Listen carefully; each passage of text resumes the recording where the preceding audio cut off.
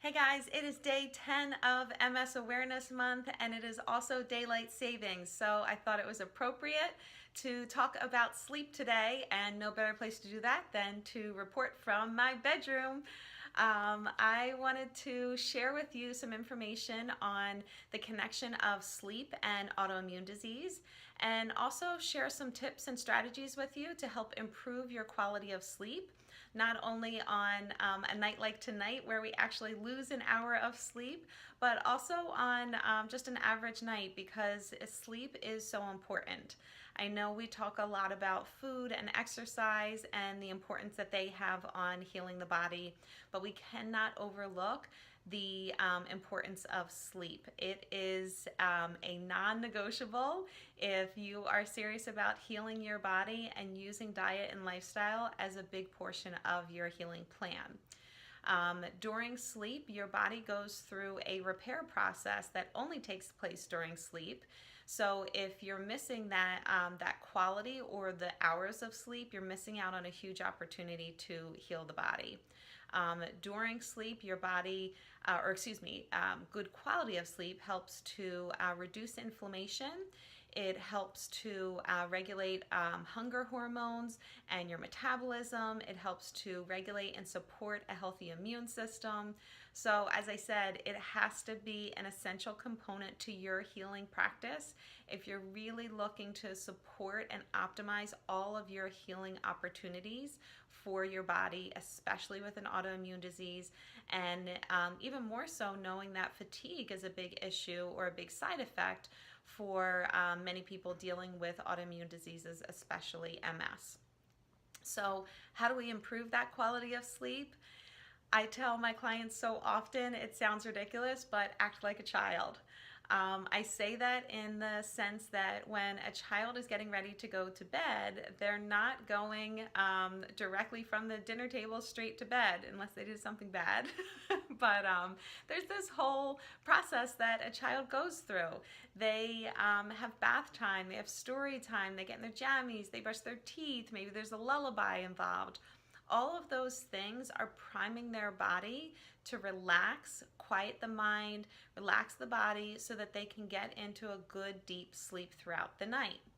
Now, as we transition into adults, we try to push the limits on how much we can get done in a day. We really try to maximize as much as we can get done or stay active and engaged up until the very last second that we're ready to go to sleep. We're on electronics, we're watching the news, or debating a topic online, or maybe you're on your laptop getting some extra hours of work in. But we go from that really intense engagement to then laying down and not understanding why we can't fall asleep, why our mind isn't turning off. You need to give your body that opportunity to transition. So create your own nighttime routine. If you don't have anything right now, start small. If you can just create 5 minutes before you go to bed to have a cup of tea or read or journal, meditate, prayer, whatever it is for you, whatever is most relaxing and appealing for you, start small so that it's something that you can be consistent with, and then grow that time over time. So expand that time over time, I should say. So you maybe start with 5 minutes and then you go to 10, 15. But the ideal is to turn the electronics off about 2 hours prior to going to bed. Again, if that sounds outrageous to where you're at right now, start small. But looking at those screens before you go to bedtime makes a tremendous difference in the quality of sleep that you get. So if you cannot turn them off completely, at least put them on night mode. There's a setting, at least I know on iPhones, that you can put your phone on night mode so the screen isn't quite as bright. You can get those funny looking glasses if you're on your computer a lot. That helps to protect your eyes against some of the brightness and the color that you're getting from the electronics there. So that's going to be a big one. The more that you can get into reducing the screen time before you go to bed, and then certainly when you do go to bed, make your bedroom electronic free. So either put your phone on airplane mode, or ideally get it out of your bedroom completely. Having electronics in your bedroom, as silly as it sounds, does change the quality of sleep.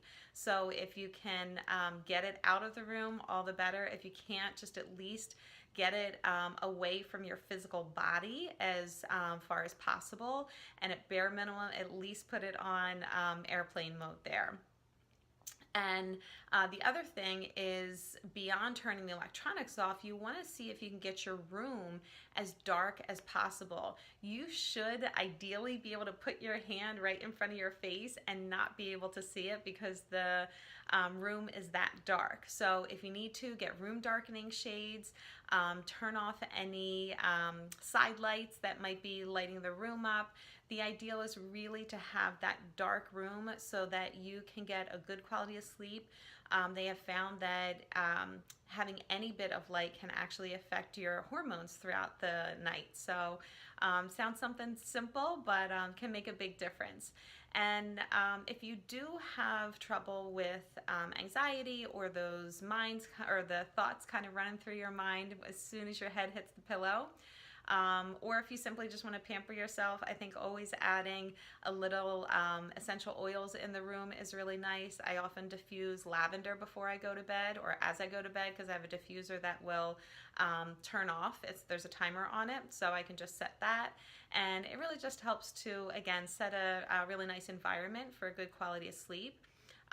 If you have a decent amount of anxiety, they do have weighted blankets that you can use. That is great for not only yourself or a child. Maybe the child is the one that's keeping you up. And then outside of that, those are things that are really going to help you get to bed a little bit easier. As we transition again now into daylight savings, it can be really helpful first thing in the morning to get some exposure to sunlight. So that really helps to set your body's clock back into rhythm with the new hour. Now, I don't expect you to necessarily go outside at 6 o'clock in the morning, but at least if you can have breakfast seated by a window with some sunlight coming in, that would be ideal. Or if you have the opportunity, maybe you go out for a walk first thing in the morning. Maybe you're walking the dog, the baby, or maybe you're just going out for a quick breather before you start your day. All would be great opportunities to get that sunshine when you first wake up in the morning. I hope these were helpful. Certainly, if you have any other tips that you've found to be really good in supporting a good quality night's sleep for you, please comment below. And if you know somebody with MS or another autoimmune, as always, please tag them, invite them to this community. I would love nothing more than to share these messages with them so that they can support and optimize their healing plan. Thanks so much, as always, guys, and I hope you enjoy the rest of your Saturday. Bye-bye.